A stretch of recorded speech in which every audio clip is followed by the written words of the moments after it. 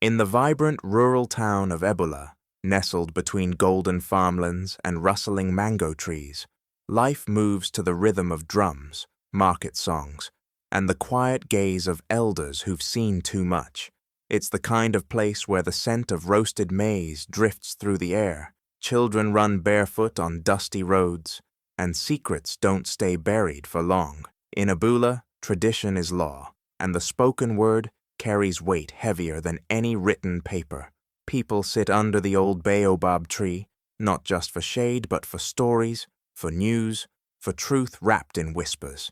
Neighbors know each other's footsteps. A cough at midnight, the next morning, 10 people will have a remedy ready. A new face in town, eyes will follow them from every corner. In Ebula, you don't just live, you're watched, judged, blessed, and warned by the village itself. The community is tightly woven, like kente cloth passed from grandmother to granddaughter, every thread holding history. So when something changes, even slightly, the town feels it like a cold wind in the middle of Harmattan heat. A husband who suddenly becomes too quiet, a wife who starts looking tired without reason, a child who asks questions too grown for their age. Nothing slips past unnoticed, and when a joyful home starts echoing with silence, Ebula prepares, because in this town, evil doesn't knock. It slides under doors, smiling. This is where the story begins. In Ebula, a place where even the breeze seems to carry tales, and one such tale was about to shake the village. A tale of trust broken, food shared, and a plan so dark, not even the night could hide it. Amina was the kind of woman everyone in Ebula admired. Soft-spoken, always smiling, with a heart that seemed to have space for the whole village. She taught the little ones at the local school under the big neem tree, using songs and sticks in the sand when chalk ran out. Parents trusted her, children adored her, and elders blessed her wherever she went. She had dreams, not loud ones, but deep ones. Building a bigger school, helping orphaned kids, maybe starting a reading corner at the market someday. Her husband, Kofi, was her opposite in many ways. He was smooth with words, carried himself with the confidence of a city man, and dressed sharp even when money was tight. When they first married, people said he was too flashy for humble Amina, but she believed love could smooth out edges, and for a while it did. They laughed, danced under the moon after market days, and cooked together on Sundays. But lately, Kofi had changed. He stayed out longer, whispered into his phone when he thought she was asleep, and flinched when she touched his jacket pocket. Amina tried not to ask too many questions. She believed in patience, in prayer, in second chances. What she didn't know was that Kofi's charm was a mask, hiding the pressure of growing debts, gambling debts, failed business promises. Amina's kindness became Kofi's cover. No one would suspect the devoted husband of having dark thoughts. Still, in a village like Ebula, changes don't go unnoticed for long. Whispers had started. Kofi's eyes no longer smile. Why does he buy goat meat when Amina cooks with fish? Something wasn't right, and the village could feel it, like the air before a storm.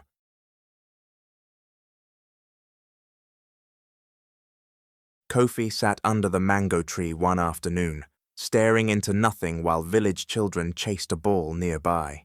His mind was a storm. Debts were mounting, and the lenders from town had stopped smiling. They no longer spoke with words. They showed up with silence and cold eyes, waiting at corners, watching him. Kofi knew he was running out of time. That's when the idea came. Dark, quiet, dangerous. He walked into the city 2 weeks later and signed papers at an insurance office. No one asked many questions. On paper, he looked like a loving husband securing a future. He listed Amina as the insured, 8 million naira. He walked out with trembling hands and a wicked plan planted in his heart. At home, things changed, slowly at first. Kofi became more absent, more tense. He no longer joked with Amina or helped her carry her basket from the school. When she smiled, he looked away. When she laughed, he grew quiet. Amina thought he was stressed, Maybe work, maybe money. She prayed harder, cooked his favorite okra soup, left sweet notes in his pockets, but nothing melted the wall growing between them. Meanwhile, Kofi counted days. He stared at that insurance paper every night like it was a treasure map. In his mind, he had started spending the money already. New clothes, a car, even leaving the village. But there was one thing left in his way, Amina. And each time he looked at her, her soft voice and gentle hands made something inside him hesitate, just for a second. But greed is loud, louder than guilt. And Kofi had made his choice. What he didn't know was that the village was watching, and Abula never forgets.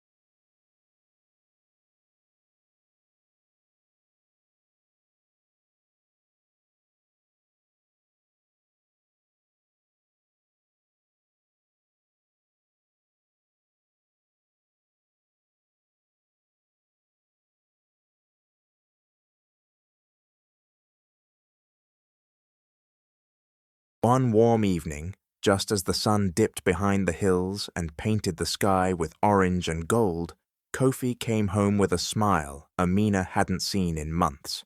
He wrapped his arms around her like old times and said, "Let's have dinner together. Just us. No worries, no stress." Amina's heart lit up. She thought maybe the man she married was coming back. Maybe the prayers had worked. She even cried a little as she hugged him back. Kofi told her to invite Sifa, too, her young cousin, who stayed with them sometimes after school. "He's like a son," Kofi said warmly.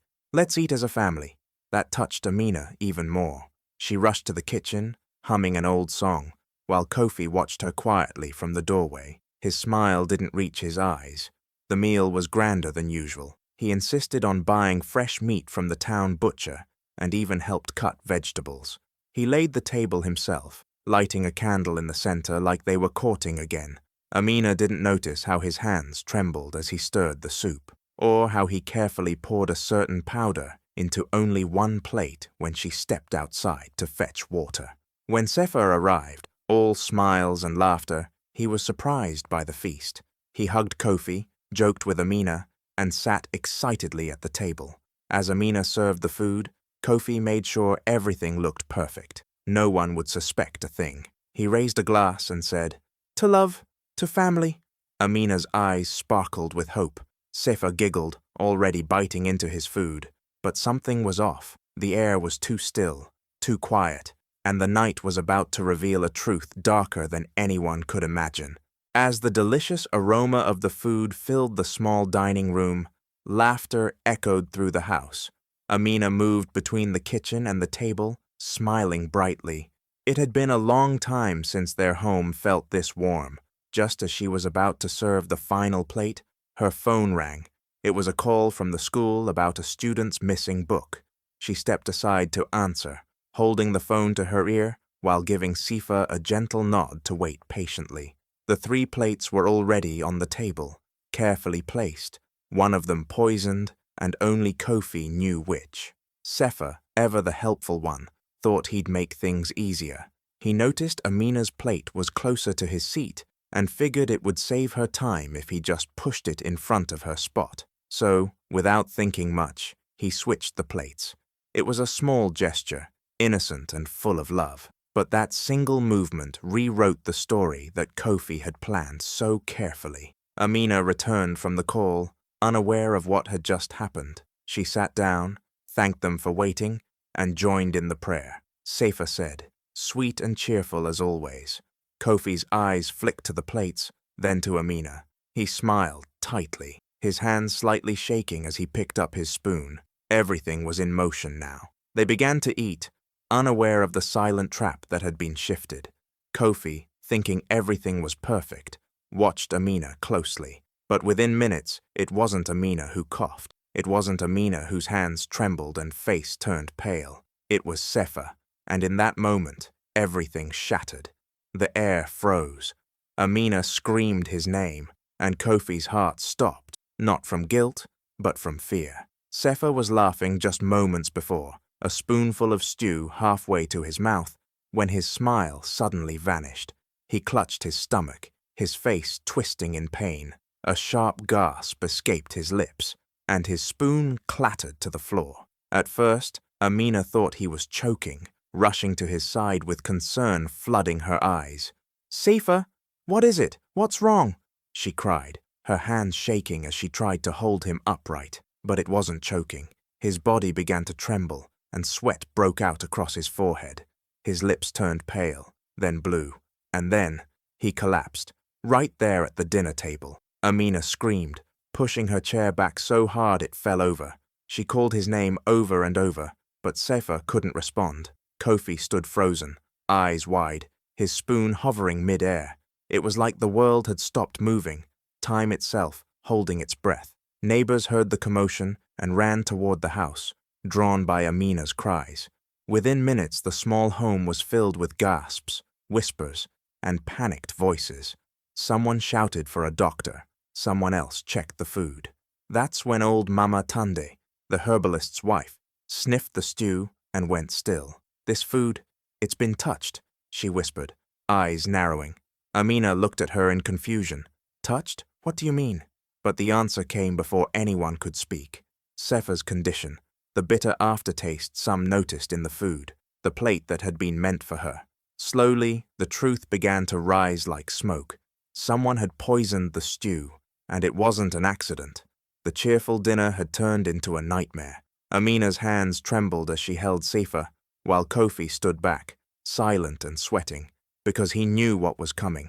Baba Nuru arrived quickly, walking with purpose through the panicked crowd that had gathered outside the house. His white beard flowed down his chest, and his walking stick tapped firmly against the floor as the people stepped aside for him. Known across Ebula for his deep knowledge of herbs, roots, and ancient medicines, he carried the calm of someone who had seen too much to be shaken.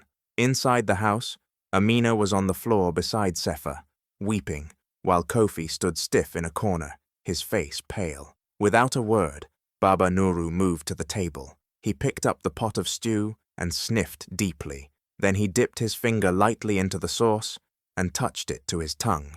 Everyone watched in silence. His eyes narrowed. Slowly, he turned to the crowd and spoke in a low but clear voice. "This stew contains Ikenga root." Gasps filled the room.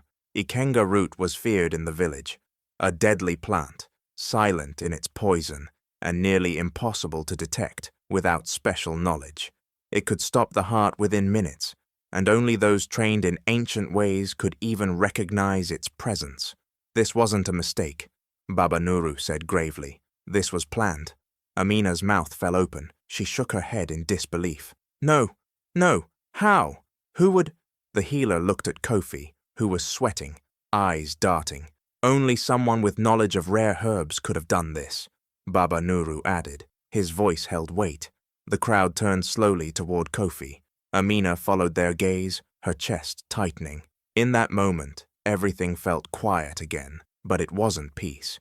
It was the kind of silence right before a storm breaks open. And Kofi knew his secrets were no longer safe.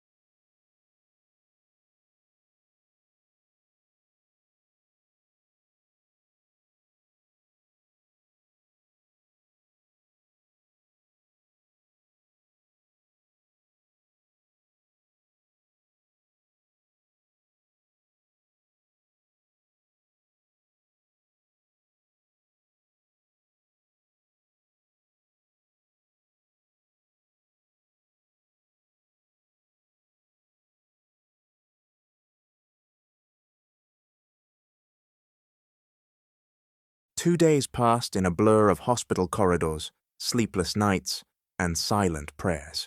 Amina stayed by Sefa's side, holding his hand, whispering to him, begging him to wake up.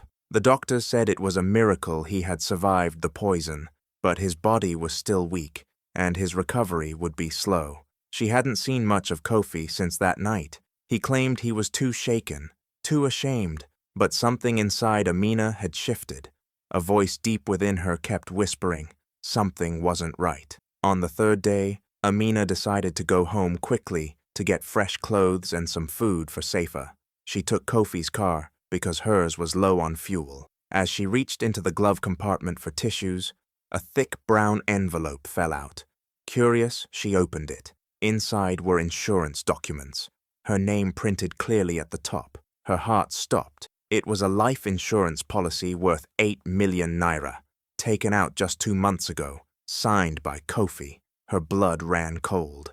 Why hadn't he told her? Why was it hidden? She scanned the pages, her hands trembling. Everything became clear. His sudden distance, the fake smiles, the awkward dinner. That plate wasn't meant for Sefa.